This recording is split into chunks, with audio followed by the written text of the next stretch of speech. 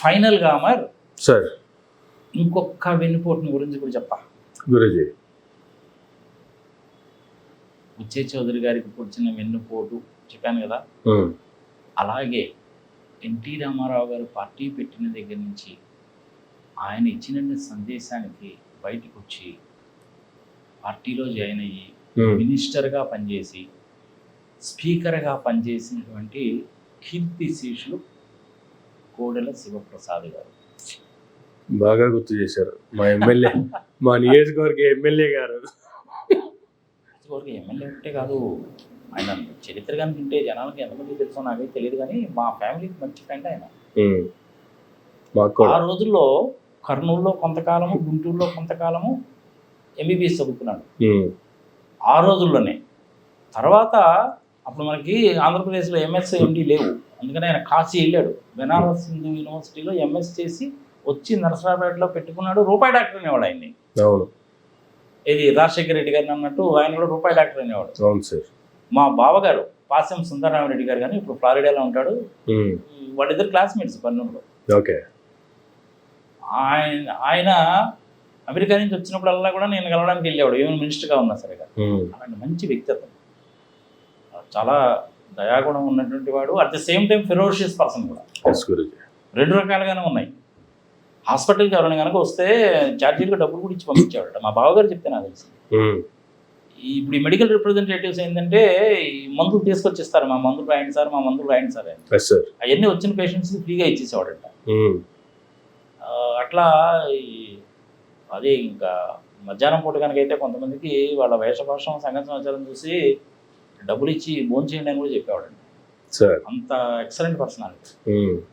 చంద్రబాబు నాయుడు గారిని వెన్నుపోటు పొడిచాడు. చంద్రబాబు నాయుడు అంత మంచి ఆయనకి, ఆయన ఆత్మహత్య చేసుకోవడానికి కారణం ఎవరంటే చంద్రబాబు నాయుడు కూర్చుండి వెన్నుపోటే.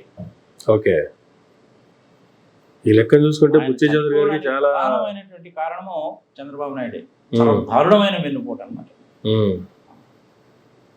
అవసరానికి మనిషిని ఉపయోగించుకొని అవసరం తీరిపోయిన తర్వాత అలా వదిలేస్తే ఆ మానసిక బాధను తట్టుకోలేక, అంటే అఫ్కోర్స్ ఆయన పిల్లలు చేసినవి కూడా కొన్ని పనికి మాలిన పనులు ఉన్నాయనుకో, ఇట్స్ డిఫరెంట్ థింగ్. కానీ ఈయన సేవ్ చేయాలిగా, అంతే కదా. ఈయన సేవ్ చేయకుండా ఒక రకంగా ఏంటంటే డైరెక్ట్ చెప్పాలంటే వెన్నుపోటు పొడిచినట్టే లెక్క.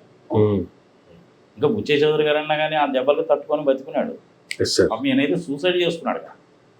అంతకంటే దారుణమైన విషయమే ఉందా.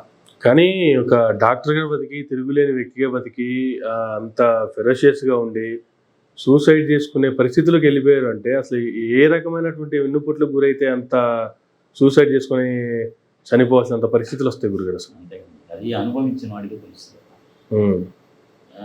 నేను మా బాబాయ్ ఒకసారి ఆయన మినిస్టర్గా ఉన్నప్పుడు వెళ్ళాము. ఓకే. వెళ్తే ఇవాళే వచ్చానండి నాగిరెడ్డి గారు అన్నాడు. ఏంటండి ఎక్కడికి వెళ్ళారు, ఏమిటి సంగతి సమాచారం అంటే ట్రీట్మెంట్ కోసం అని చెప్పి కేరళ వెళ్ళారండి అన్నాడు. మా బాబాయ్ షాక్ అనమాట. ఇదేంటండి మీరు కేరళ వెళ్ళడం ఏంటంటే అప్పుడు చెప్తున్నాడు అనమాట ఆయన. ఆయుర్వేదము, హోమియోపతి, కేరళ వాళ్ళ తైలంతో చేసేటువంటిది, దానికి తిరుగు ఉండదండి. అది ఎల్లోపతి వైద్యంలో ఉండదండి. ఓకే.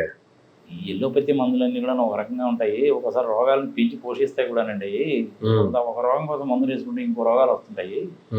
బట్ ఆయుర్వేదము, హోమియోపతి, కేరళ వైద్యం అనేది అలాంటిది కాదండి, అందుకని దానికోసం వెళ్ళానండి అన్నాడు. ఓకే. వెళ్తారు కొంతమంది ఈ అనవసరంగా ఈ ఎల్లోపతిక్ ఇది వచ్చి సర్వనాశనం చేసే కానీ దేశాన్ని. అంటే అఫ్కోర్స్ ఇప్పుడు ఏదో ఆయుష్మాన్ బాబా అని చెప్పి మళ్ళీ కొత్త ప్రోగ్రామ్ ఒకటి తీసుకొచ్చారు, ఆయుర్వేదం వీళ్ళని మళ్ళీ వస్తుంది సంగతి సమాచారం. కానీ అట్లా ఆయన అక్కడికి వెళ్ళి చేయించుకొచ్చుకున్నాడు ఆయన. ఓకే. ఇంకా ఆయన చేయించుకున్నాడంటే కదా నమ్మదగ్గ విషయమే కదా, చిన్న వ్యక్తి కాదు కదా. అంతే కదా. మరి కానీ నేను మీ టీవీ ద్వారా ఏం చెప్తానంటే సమయం సందర్భం వచ్చింది ఒకటి, ఇమ్మీడియట్గా మీకు ఎఫెక్ట్ కనపడదు. ఒక కడుపులో నొప్పి వచ్చినా ఇంకొకటి వచ్చినా కానీ ఎల్లోపతిలో ఇమ్మీడియట్గా కనపడుతుంది. బట్ ఆయుర్వేదంలో దీంట్లో ఇమ్మీడియట్గా కనపడదు, కొంచెం ఓపిక ఉండాలి. ఓకే.